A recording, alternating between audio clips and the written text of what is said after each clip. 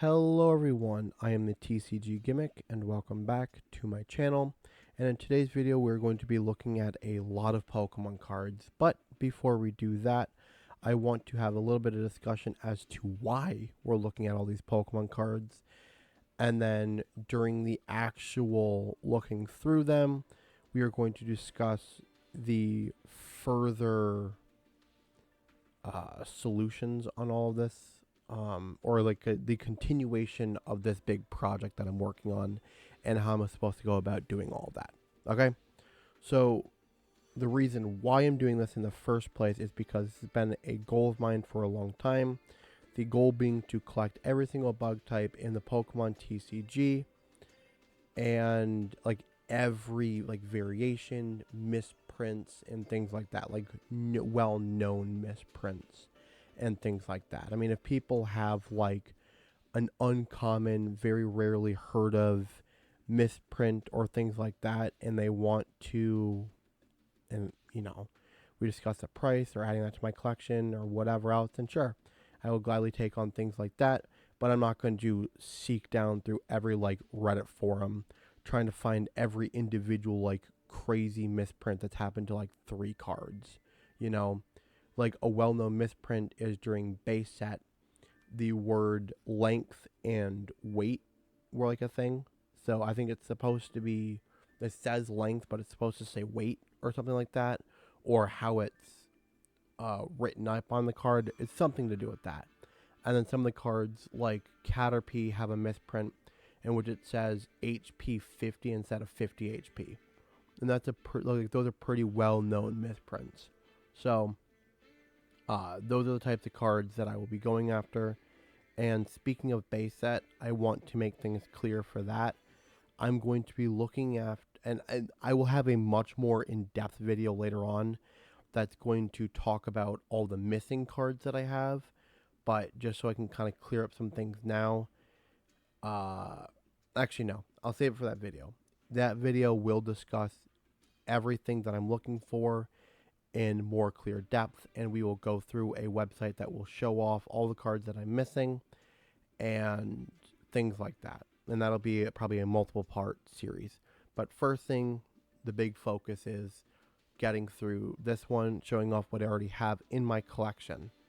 So the goal, ultimate goal, collect all the bug type TCG cards that have been printed. And we will cycle through these cards and we will discuss in further how that's going to happen. So this has been a project that has been coming for a while now. It's something that I discussed probably about a year ago or so on my channel, and I just never did nearly as much with it as I should have, which feels just awful, by the way, because if I had, I probably would be a lot better off in like subscribers and stuff like that now, and channel interaction, but also just getting through something that I really want to do. But that's on me. These types of things happen. What are you going to do about it? And so the goal, I guess, of how I'm going to start getting all of these is going to be pretty simple. I want to do some of them, definitely the more modern ones, by pack opening. I guess, cards that are like from like the last maybe like Sun and Moon up would probably be good, like a good section in which I could actually hunt down those packs easily enough and open up the packs and get the cards out of it, because you want to do a pack opening with all of this. You don't want to just be, oh, I went out to my local card shop, or I ordered a bunch of stuff online to complete my collection, and like that's it, right? Because like way more boring. Yeah, it gets the job done, but it's not the best way of going about doing it. Also, this World Championship cards, I will be collecting the World Championship cards probably somehow separately, or I'm going to try to figure out how those are going to go into the collection, but they're not going to count fully in the actual like main set. I do want to get an original card from the set that they actually came from. What was I saying? Oh, so I want to be able to open up packs. You know, if I get access to things like vintage packs and stuff like that, like if I ever get to a big enough point on this channel, in which I can afford to buy vintage packs and hunt down some of these cards, I totally will. But as of right now, I just can't. Heck, I can barely go out and buy like a $4 pack of cards, much less doing all of that. So the goal is to try to find out like some modern stuff. It's going to be a lot easier and it'll be some fun to do some pack openings. The rest of it will come, as of right now, from slowly hunting through things like my local card shop. I will be doing that. There's one that's pretty close by to me, and I would love to go up there and see what they have. Actually, a lot of these cards that I have, not a lot, but some of the cards that I have actually come from my local card shop because it is kind of fun. The two Butterfrees that you saw at the beginning there and the Venomoth, those I all got from a bin, you know, and it's a really good time hunting through them and finding these cards that, like, you know, you need for your collection and stuff like that. Are they going to overcharge you? Probably yes. The cheapest card is $1, you know, in the bulk bin like that. Yes, they're vintage, so it's not like you're spending $1 for like a modern card. They're all vintage cards, but the cheapest is $1. And that might be overpriced in comparison to like TCG Player, in which I can go to a which I can go and I can find a seller on there and buy a bunch of bulk cards from them. You know, for 20 cents a piece, I might be able to get 5 cards for $1, and then just do the shipping cost with a little bit extra onto it. That is true, but again, I still think it is fun to support a local shop. You should be doing that anyways, the best that you can, and also, what was I? And also, it's just fun, you know. So that's the first thing. The first thing, 100%, is going to be that. Then the second way I'll be doing things is through eBay. eBay and Facebook Marketplace would be the next step, as in hunting down things like card lots. I think that would be a lot of fun. Would be to hunt down individual card lots and mystery boxes and things like that, and finding these cards hopefully through them in that way. I love mystery boxes and packs and stuff like that, and card lots. They're one of my favorite things to do and open up on this channel. And I did it with Magic: The Gathering in a few months ago, and I had a blast doing it. So that's something I would love to do more of. And if there's any subscribers here who make their own mystery boxes and things like that, I would love to get in touch with me. And I'd love to do some purchase deals and stuff like that and have a good time. I think that would be really cool and would be a lot of fun to do. So that would be like the next way. Then the last way would be, like I said, would be like opening up. Yeah, so like the 3 ways mainly for the vintage stuff, we're talking about either buying it locally, buying it online from like TCG Player, and then the next way for the vintage and stuff like that would be buying it through through eBay auctions and stuff like that, and or Facebook Marketplace. Then the third way to go about doing all of this would be like packs. If I can get a hold of packs for the more modern stuff, there would definitely be a lot of pack openings and things like that. And then I guess part of the third, or you can mix it into the fourth, wherever you kind of put it, or it could be its own separate entity. No, it'll be number 5. Its own separate entity would be purchasing things from people in my community who want to either give, if you so feel led to, and or want to have me purchase from, and getting cards into my collection from that way. So that is that's kind of the plan on how I'm going to do the actual hunting down of the cards.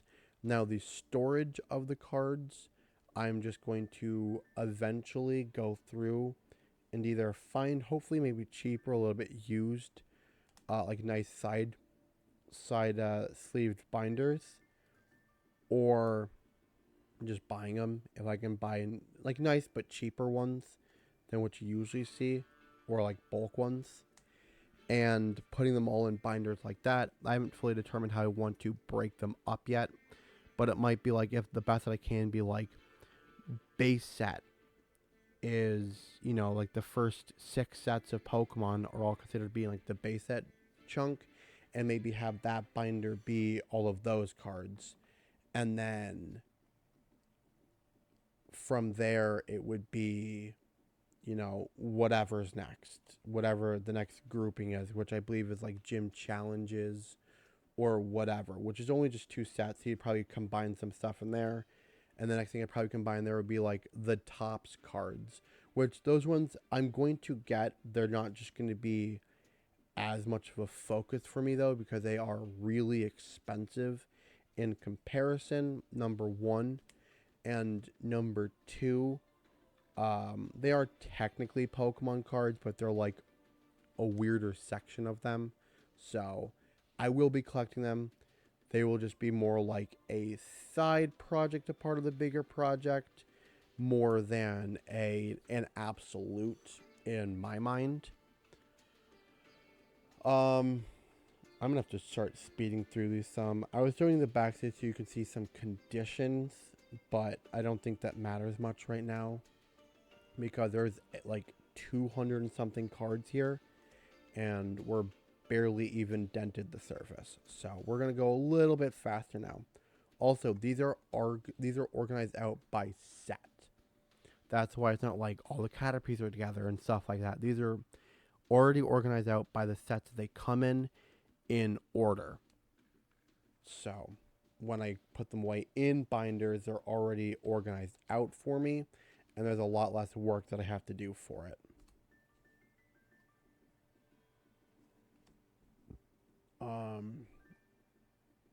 Made me draw a blank saying that. Oh, so yeah, that's how binders will work. And eventually, once I actually get around to doing it and I start crafting the binders and stuff like that, I will then have a small video that will show off the binders and the collection so far in those binders, all nice and neatly done.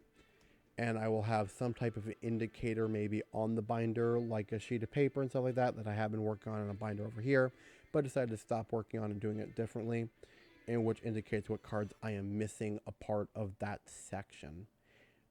If anybody down below can tell me a good place to get cheap binders, that would be nice. I don't know. I guess cheap would be like if I could get like a good size side load binder for like 15-20 bucks each or something like that. Like, I don't know what the usual price on them are, but I feel like they're like $30 at like Target or Walmart, and I don't want to spend 30 bucks on it. I just don't. I know they're good, but that's a lot of money. So if I could find like one that holds like 200 or 300 cards for like 10 or like $10 to $20, that'd be a lot better. It doesn't have to be like a crazy high named brand or anything like that. It just has to be enough to hold the cards, and which they're not going to get totally ruined either. They are going to be in like, I'm going to find some nice close fit penny sleeves to put them into, or higher grade sleeves for some of the more expensive cards, but they're all going to be nice close fit ones, so that I can slide them into the binder. But yeah, so that'll be the storage portion portion once I get there. And another side project that I will eventually want to work on is getting graded versions of some of these cards. Probably not all of them. Like, would it be absolutely psychopathically insane to have a completed raw of all of these and a completed graded of all of these? Yes. Is it something that I'd be willing to work on eventually as a really, really big project? Abso-freaking-lutely. But it's not priority. It would be fun, though. If I stumbled across cards and, like, in my on my travels and stuff like that, if I happen to find a graded card at a good price that I could afford to do of some of these, I will buy them, you know? I will gladly buy them. I'm also looking into doing like eBay lots and stuff like that that have graded cards. So if I find some that just have graded bug types, I'll just get them because they're cool to have in my collection. Like graded cards in general, just cool to have in my collection. Which also, if anybody knows knows a way to either get not cheap, but I guess cheap-ish graded cards, let me know. Like something that's like better or at least more consistent than like eBay would be kind of nice. If eBay is the best way and I just have to kind of do a lot of hunting, then that's just what it is, sure. But it's a lot to go, and it's just graded cards are expensive and mystery packs of them are great and I like doing it, except it's just a really high risk and a lot of times it's not a very good reward, it feels like. So as much as I don't mind doing it, I just wish I could have more from it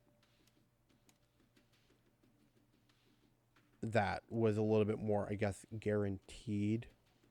So I don't mind spending the money when I have it if it's worth it.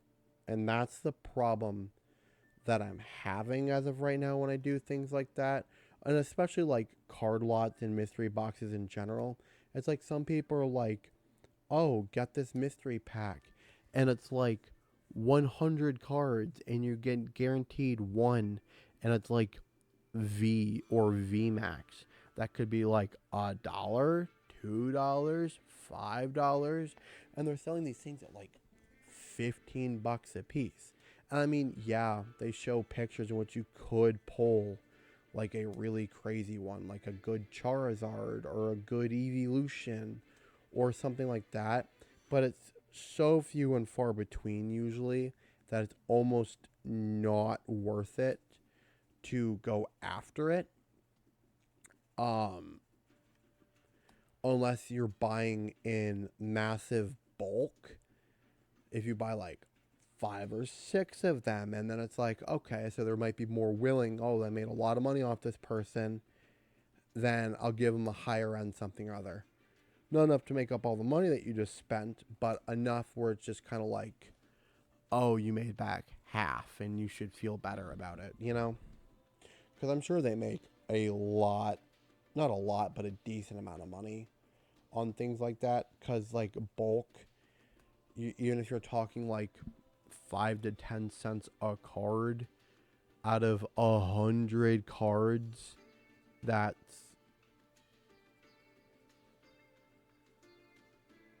how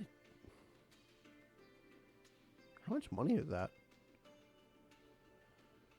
10 cents a card. It's like $5, $10. Sorry, I'm drawing a blank. You can ignore me now.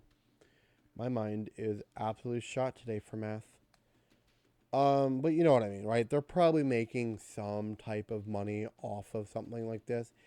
Because a lot of times, too, is that they're either already were sitting on these collections and or they got them from like really cheap from somebody and they're ultimately making back their money on all of it, you know?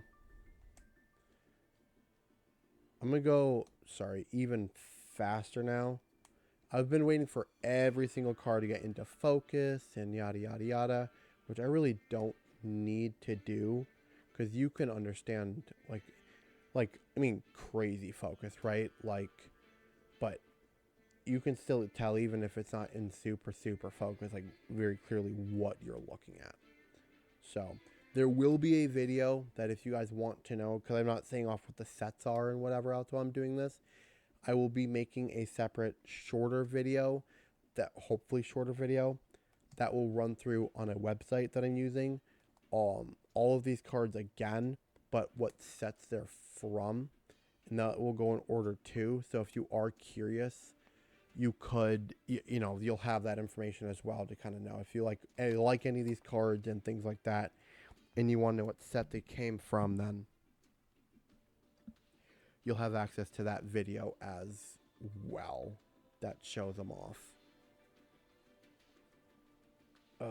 The hard part is, or will eventually be doing something, is hunting down all of like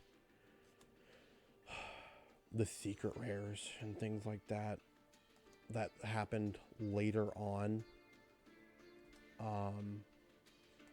All your illustration rares or your gallery collection and stuff like that. That's gonna be like, that's why I want to do the pack openings for the later, because you get to have access to all like those like more fun ones and stuff like that.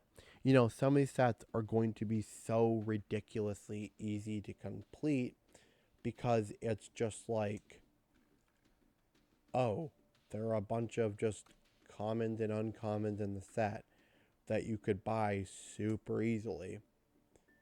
And, or I probably already own most of, because if you can't tell, I own a lot more of these cards from the later sets than I do from the earlier sets, and a lot more of them are complete the later down the list that you go, and we'll be seeing that in the separate video when that drops.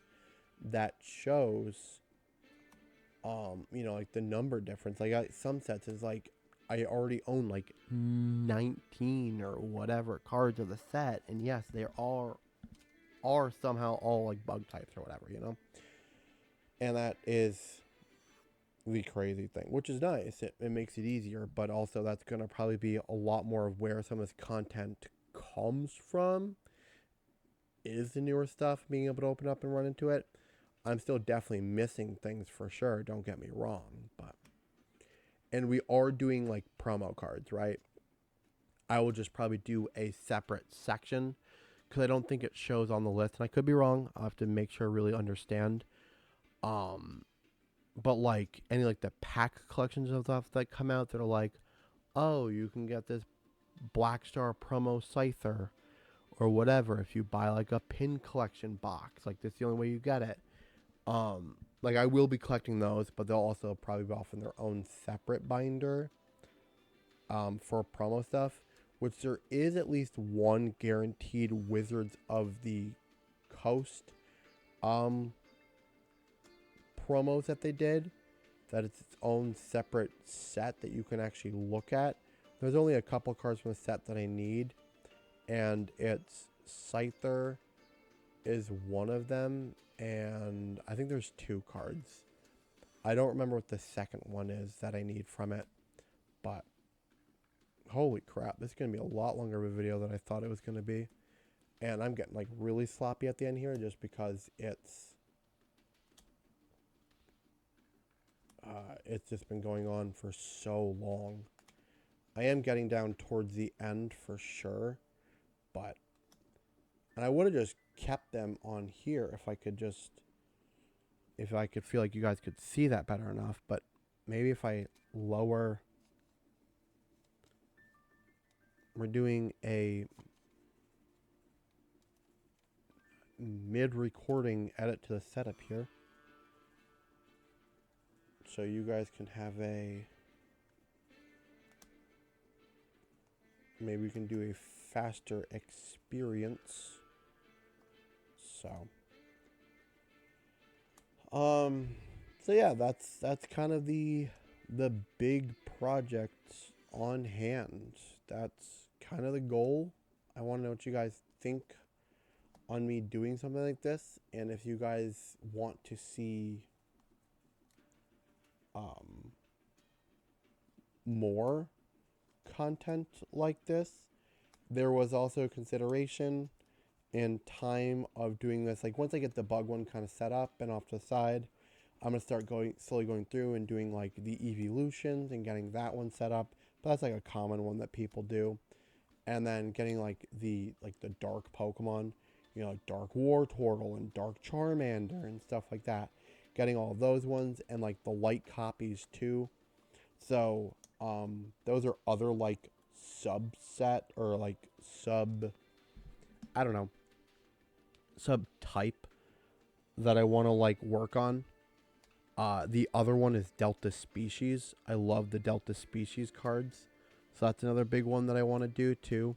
So I've got like 3 or 4 projects that I want to do overall. So this is not like the only one, but this is one that I have the most drive to do and the most like that I'll probably end up having the most fun with.